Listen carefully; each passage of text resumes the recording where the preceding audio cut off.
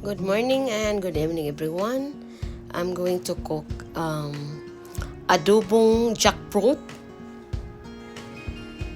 with coconut milk for our lunch.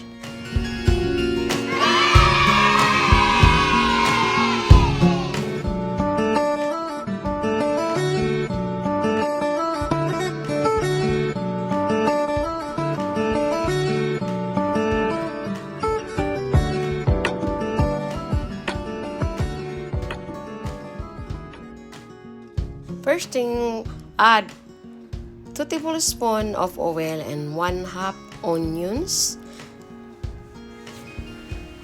And then you have to stir, and 4 cloves of garlic, chopped fresh, and 2 thumbs of ginger, and you have to chop like cubes. And you have to stir it very well.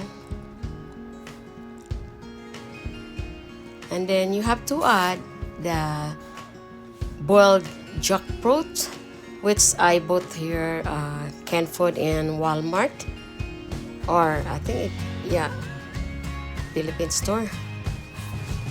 So you can buy in Walmart or Philippine store, HEB, whatever.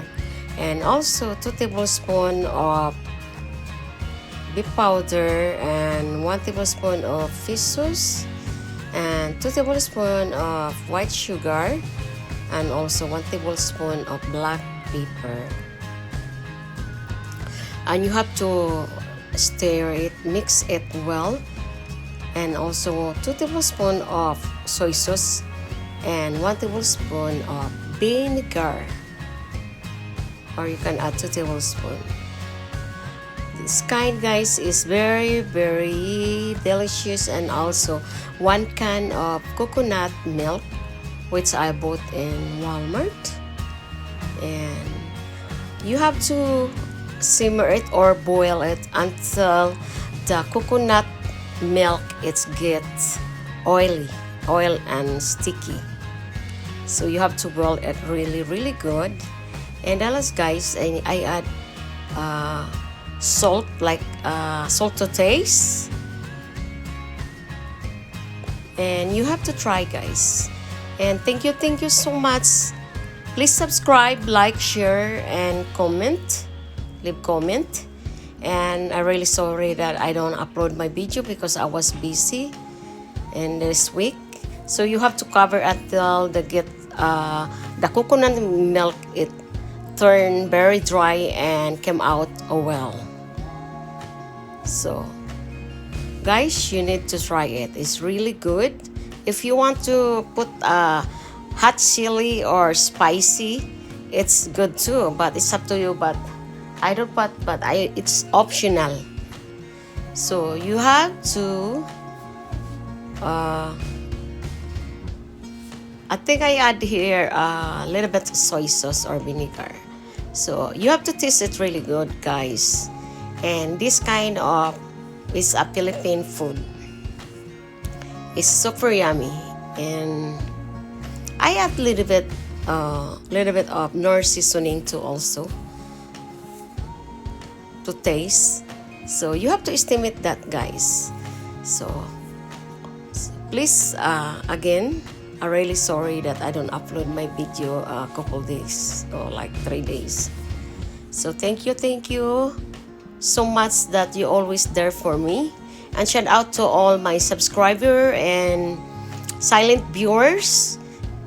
Thank you so much, and please leave comment and subscribe again. And shout out to all my family in the Philippines, and to all my friends, subscriber, and to all my silent viewers. Thank you so much. Take care of yourself, to all of, and God bless. See you in my next video. Thank you so much.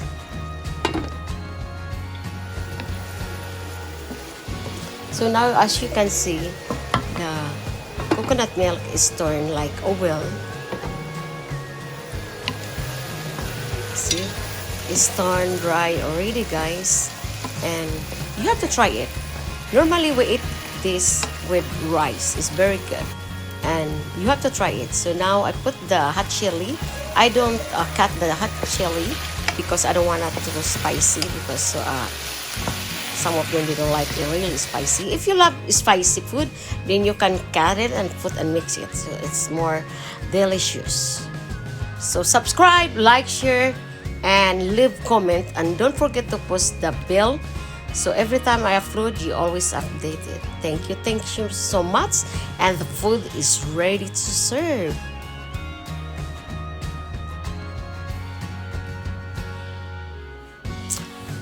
So I taste it. It's really, really good, guys. Very good.